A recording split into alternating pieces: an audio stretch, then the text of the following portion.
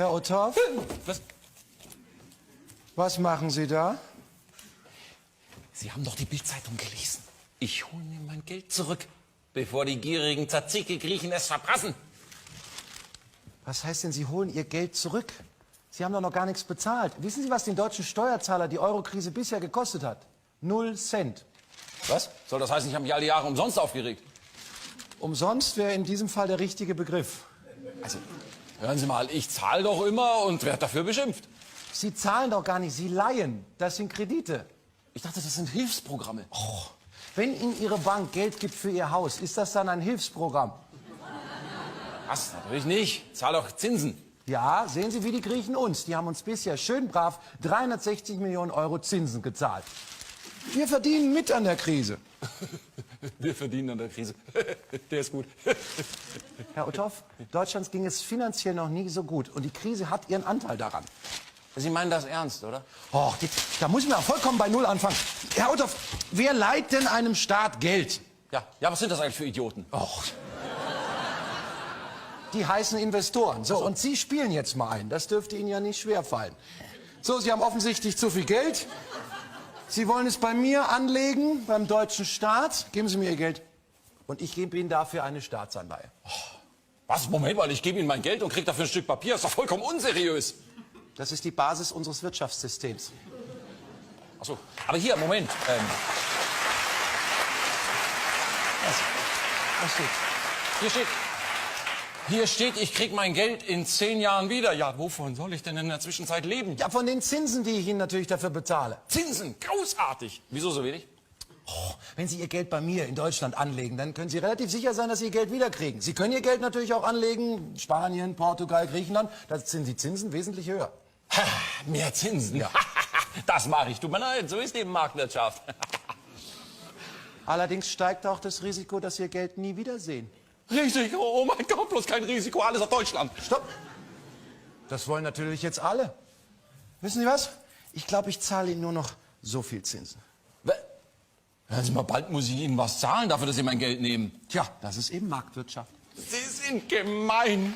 Und Sie?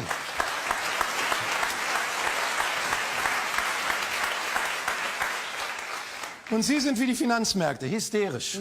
Verstehen Sie, Deutschland hatte was von der Krise. Dank der Krise, kann man sagen, musste Deutschland für Zinsen 80 Milliarden Euro in den letzten Jahren weniger aufwenden. 80 Milliarden gespart. Ja. Das ist ja fantastisch. Moment mal. Das heißt ja eigentlich, dass die Krise in den südlichen Ländern Schäubles schwarze Null überhaupt erst möglich gemacht hat. Könnte man sagen. Das ist ja fantastisch. Moment. Aber was ist denn, wenn die Griechen jetzt doch pleite gehen? Okay, also rein finanziell betrachtet kostet das vielleicht 70, 77 Milliarden Euro. Den Griechen geht's halt dabei furchtbar. Das ist das Moment. Da bleiben ja noch 3 Milliarden übrig. Ja, aber den Griechen geht... Fantastisch. Dann kann man also sagen, die Griechen zahlen und werden dafür beschimpft. Also damit kann ich leben. Jetzt... Oh, hören Sie doch! Das...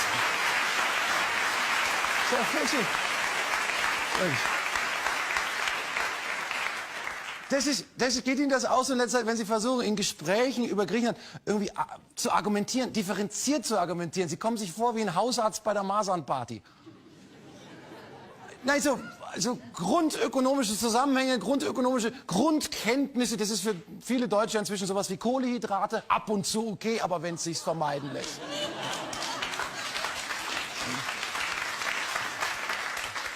Unser ganzes Geld haben die Griechen, weiß der Bild-Zeitungsleser. Aber gut, wer Bild-Zeitung liest, um sich zu informieren, der trinkt ja auch Schnaps, wenn er Durst hat.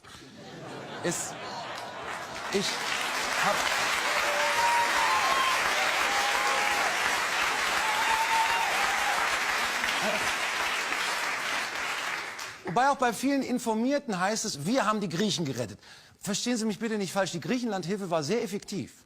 Ja, 89% dieser gesamten Euro-Rettungsgelder, also über 200 Milliarden, die sind da gelandet, wo sie am dringendsten benötigt wurden.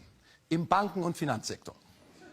Ja, schauen Sie mal, von dem gesamten Geld, was Griechenland bekommen hat, sind 89% direkt in den Finanzsektor geworden, zum privaten Gläubiger. Damit wurden Schulden gezahlt, Zinsen. Nur ein Bruchteil von dem gesamten Geld ist überhaupt im griechischen Staatshaushalt angekommen. Das heißt, wir können sagen, die Griechen haben von unserem Geld so viel gesehen wie Gastarbeiter in Sochi von den Olympischen Spielen. Jetzt werden Sie sagen, oh, also dann hätte man das Ganze ja auch Bankenrettung nennen können. Hätte man, aber das wäre ja dann ehrlich gewesen. Und also wie?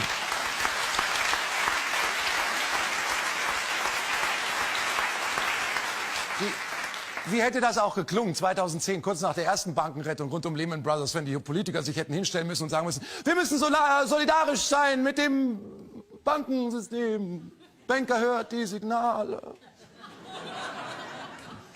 Das Finanzsystem war nicht ganz so solidarisch mit den Griechen. Irgendwann wollte niemand mehr griechische Staatsanleihen kaufen, also mussten EU-Rettungsschirme einspringen. Was folgende Entwicklung ausgelöst hat, am Anfang der Krise 2010, also davor eigentlich, waren 100% von den griechischen Staatsschulden in Händen privater Gläubiger, also deutscher Banken, französischer Banken, griechischer Banken, Commerzbank, Lebensversicherungen etc. Jetzt sind es nur noch 20%. Der Rest, 80% von den Schulden, wird von öffentlichen Institutionen gehalten. Was ist passiert? Die Risiken aus den Büchern der Banken wurden langsam übertragen auf die Schultern des europäischen Steuerzahlers. Deswegen stehen die Banken jetzt auch da und sagen, sie sind für einen Grexit gut gerüstet. Das ist immer wieder das Gleiche. Die Banken stehen am Abgrund und haben so eine Schnur in der Hand und da dran so ein tonnenschwerer Tresor, der in die Tiefe stürzt und sie weinen bitterlich, unser Geld, unser Geld. Und wir kommen dazu und sagen, hey, was ist denn los? Und sie sagen, ja, gut, dass du da bist, ganz kurz halten.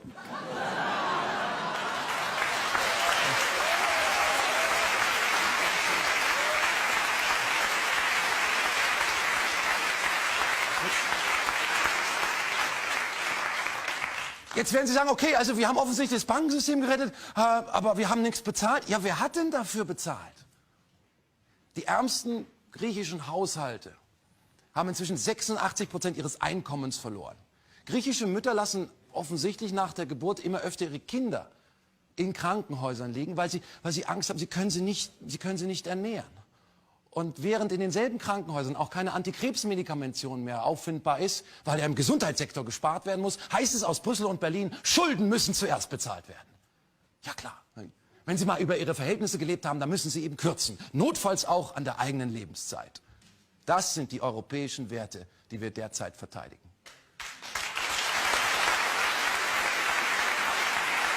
Aber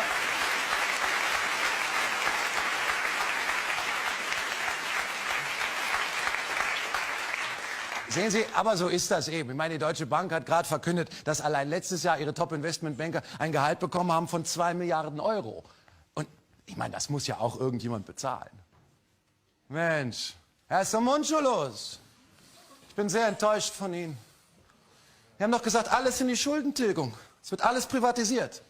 Das heißt, der Stuhl da, der muss auch noch weg.